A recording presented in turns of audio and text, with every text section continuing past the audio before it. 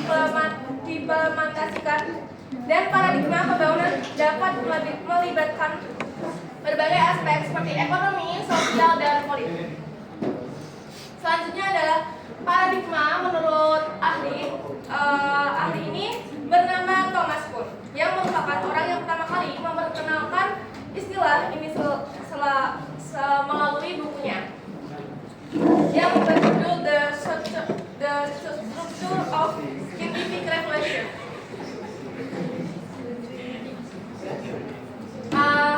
Menurut Thomas Kuhn sendiri adalah arti dari paradigma itu adalah suatu landasan berpikir, berproses untuk landasan yang dianggap sebagai model ataupun konsep dasar para ilmuwan dalam melakukan studi. Terima kasih.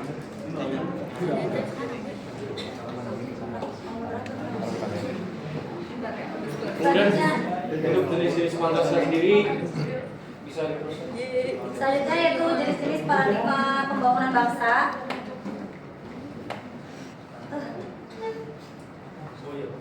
Yang pertama, pengertian paradigma pembangunan menurut pendidikan, kemudian politik, kemudian ekonomi, dan selanjutnya yaitu pengembangan sosial budaya.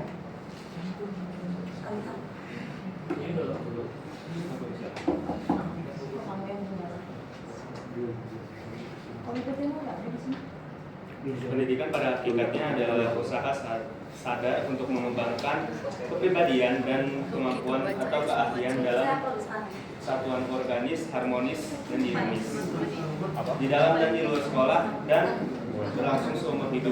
Mengembangkan kepribadian dan kemampuan atau keahlian menurut Noto Nagoro 1973 merupakan sifat tunggal pendidikan nasional.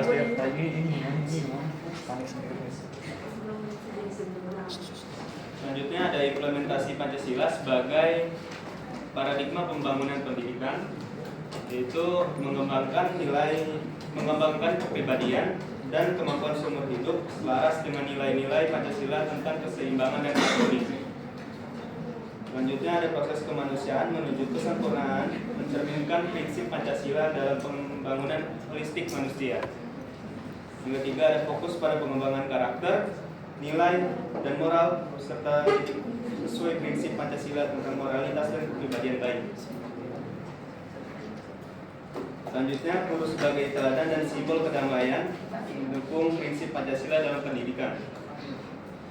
Mewujudkan karakter baik melalui pengetahuan, perasaan, dan tindakan moral sesuai tujuan Pancasila. Selanjutnya, filsafat pendidikan nasional mengintegrasikan ajaran luar dengan nilai-nilai Pancasila untuk menghindari perpecahan kepribadian dan risiko bagi bangsa. Oke, kemudian kita masuk di ranah politik. Pancasila sebagai paradigma pembangunan politik. Pancasila itu bertolak dari kodrat manusia sendiri. Jadi pembangunan politik di Indonesia harus bisa meningkatkan harkat dan martabat manusia itu sendiri. Sistem politik Indonesia sebagai subjek harus mampu menempatkan kekuasaan tertinggi pada rakyat, oleh rakyat, dan untuk rakyat. Artinya apa? Pancasila ini diartikan sifat sosial politik bangsa dalam cita-cita bersama yang ingin diwujudkan dengan menggunakan nilai-nilai dalam Pancasila. Sistem negara ini disesuaikan dengan perkembangan masyarakat Indonesia, diharapkan bisa terus mengikuti dan selaras sesuai dengan kemajemukan bangsa ini.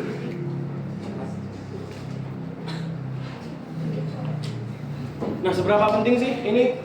Pancasila bisa mengandung 4 prinsip moral, yaitu 1. Ketuhanan, 2. Kemanusiaan, 3. Persatuan, dan 4. Keadilan. Pancasila itu sangat penting ya, karena istilahnya bisa memberikan landasan moral dalam politik negara. Contohnya dalam pembuatan produk hukum, undang-undang, kita harus melihat kilas balik dan bertolak dari Pancasila itu sendiri. Nah, untuk implementasinya apa saja sih? Banyak sekali, mulai dari penerapan dan pelaksanaan keadilan sosial, mencakup keadilan politik, ekonomi, budaya, dan kehidupan sehari-hari. Kepentingan rakyat untuk bersama, demokrasi. sesuai dengan sila keempat kita. Kemudian mempertahankan persatuan. Yang keempat, mencapai tujuan keadilan menggunakan pendekatan kemanusiaan. Yang kelima, nilai-nilai keadilan sosial, demokrasi, persatuan, dan kemanusiaan. Keadilan keberadaan tersebut bersumber dari nilai-nilai ketuhanan yang Maha Esa. Untuk perwujudannya sendiri, sistem politik negara harus berdasarkan tuntutan hak dasar kemanusiaan ya. Oleh karena itu, sistem politik ini berlaku dan harus bisa mewujudkan sistem kenegaraan yang menjamin tegaknya hak asasi manusia itu sendiri. Kemudian, dua, para penyelenggara negara beserta elit politik harus memegang budi pekerti kemanusiaan serta memegang teguh cita-cita moral rakyat Indonesia. Kemudian memposisikan rakyat Indonesia sebagai subjek dalam kehidupan politik dan tidak hanya sekedar sebagai objek saja. Jadi sebagai contoh, para elit politik hanya membutuhkan rakyat pada saat pelaksanaan pemilu saja, tetapi ketika pada saat masyarakat menginginkan aspirasinya didengarkan, tetapi mereka tidak didengarkan. Seperti itu contohnya. Jadi kita harus sadar sebagai manusia tetap berpacu pada Pancasila. Kemudian mewujudkan tujuan negara demi meningkatkan harkat dan martabat manusia itu sendiri. Kemudian mencerdaskan rakyat dan memahami politik sampai dengan amanah dan menjalankan amanah rakyat. Baik, kita memasuki kategori paradigma pembangunan sosial budaya. Dalam bidang sosial budaya merupakan hal yang sangat penting untuk menjaga keutuhan dan keberlangsungan bangsa Indonesia.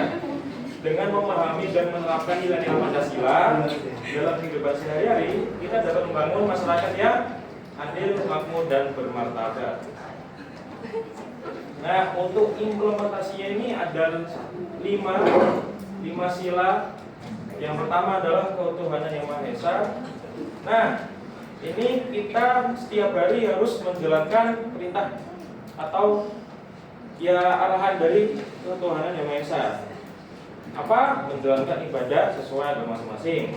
Kemudian yang kedua, kemanusiaan yang adil dan beradab. Jadi kita sesama mahasiswa di UNJ harus menghargai sesama mahasiswa. Kemudian yang ketiga, ada persatuan Indonesia. Sebagai kita sebagai warga Indonesia, kita harus mencintai tanah air negeri kita ini. Kemudian yang keempat, kerakyatan yang dipimpin oleh hikmat, kebijaksanaan dalam permusyawaratan perwakilan. Menjunjung tinggi nilai-nilai demokrasi, berpartisipasi dalam keinginan masyarakat, dan menerima keputusan bersama. Kemudian yang terakhir adalah keadilan sosial bagi seluruh rakyat Indonesia.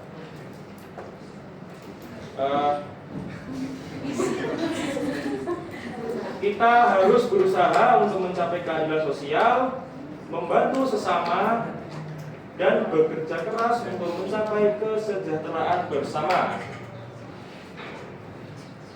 Thank you. Pertanyaan. Bagi yang ingin bertanya silahkan bertanya. Saya kelompok 3.